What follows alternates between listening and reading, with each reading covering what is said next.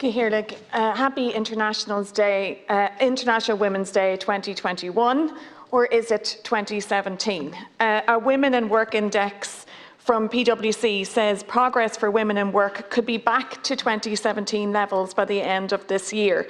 Some are rightly calling the effects of COVID-19 a global she-cession.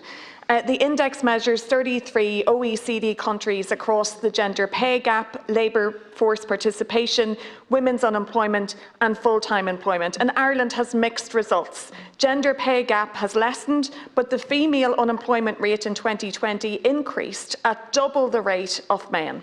That's despite the fact that women hold 76% of jobs in healthcare, so they're more vulnerable to contracting COVID-19, but they're also more vulnerable to unemployment because of it. Traditionally, women, as we know, are more likely to be in temporary, part-time and precarious employment at 26.5% versus 15.1% in the EU. And CSO figures tell us that just over 9% of women, compared to only 0.4% of men, took unpaid leave during the pandemic. So women are far more vulnerable to redundancies right now and the long-term economic effect of COVID-19 because of pressures on their time, their bandwidth and, of course, structural inequality.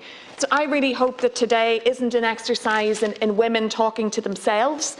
We have glaring problems when it comes to the gender pay gap, the gender care gap and the lack of investment in public services and care. And there are plenty of men and women in this House to genuinely discuss the barriers to sharing care in houses all over the country. We need a review of care at every stage of life and investment in our care economy as part of a gender-sensitive recovery.